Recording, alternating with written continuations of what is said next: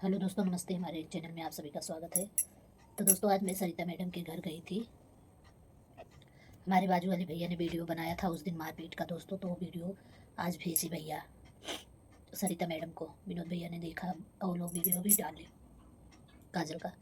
तो दोस्तों, मैं तो उसी दिन झूठ बोली थी ना, बाद में तो सच बताई ना दोस्तों। और इतना जब मारी थी काजल, तो मैं वीडियो में आप लोग देखे होंगे मैं कितना छुड़ाई हूँ।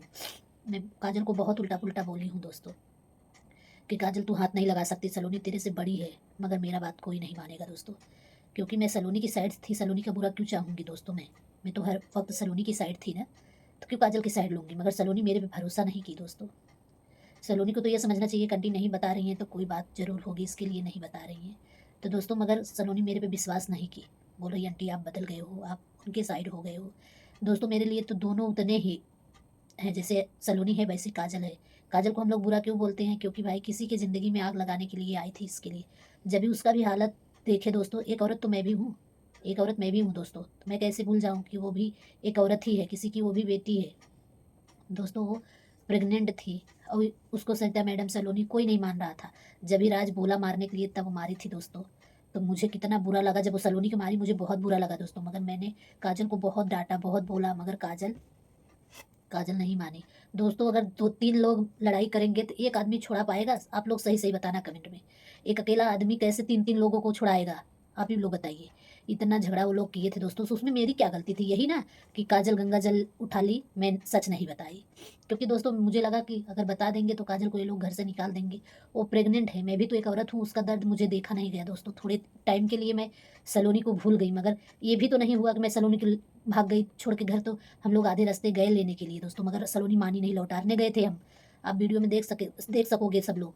मैंने लौटाने गया था, सब बहुत सारी औरतें गई थी, मगर सलोनी नहीं मानी, चली गई थी। राधा भाभी लेके आई दोस्तों। वैसे ही होता है। वो बेचारी प्रेग्नेंट थी दोस्तों, तो मैंने, अगर वो अपनी ज़िंदगी अपने पति के लिए कि अपने बच्चे के लिए, किसके लिए दोस्तों वो झूठ बोली?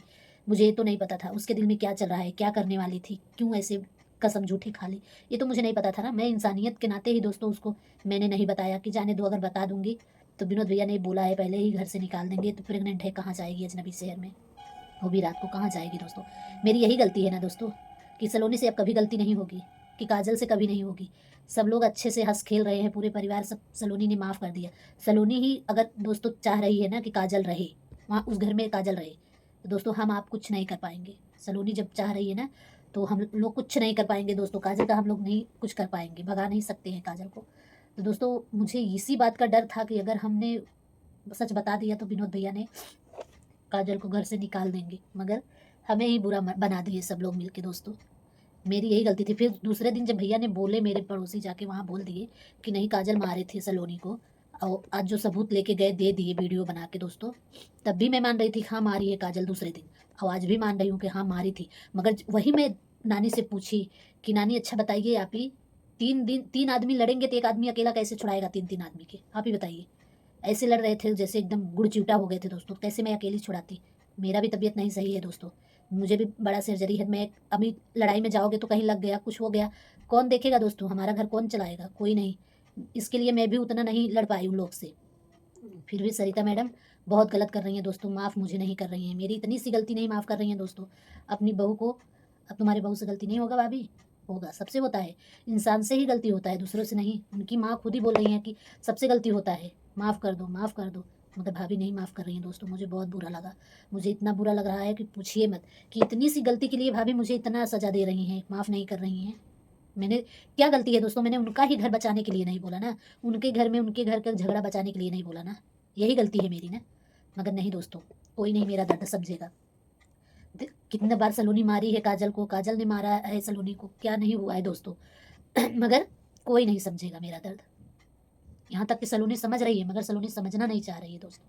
सलोनी समझ रही है कि हाँ आंटी मेरा शुरू से आज तक साथ दी है। यहाँ तक सलोनी बोल रही है दोस्तों कि आंटी आप काजल का साइड ले ली। काजल का साइड नहीं ली हूँ सलोनी, मैं सिर्फ इंसानियत का साइड ली हूँ। कि जब वो एक औरत हो के, बेसहारा औरत हो के कसम खा सकती है, तो मैं कैसे उसके खिलाफ जाऊँ, बोल दूँ नहीं वो सच है? अगर उस दिन सच में बता देती दोस्तों, तब भी कोई नहीं यकीन करता मेरी बात पे, तब भी विनोद भैया सब लोग मुझे ही झूठा ठहराते। आज भी झूठा ठहरा रहे हैं दोस्तों, कल भी ठहराते, उस दिन भी। इसके लिए मैंने कुछ नहीं बताया। बाद में तो बताया ना, बताने वाली थी दोस्तों, मगर मैं बताई नहीं। उनके घर पे इतना टेंशन था, इतना किच-किच, इसके लिए दोस्तों मेरा सर इतना फटा जा रहा है कि आप लोग से क्या बोलें।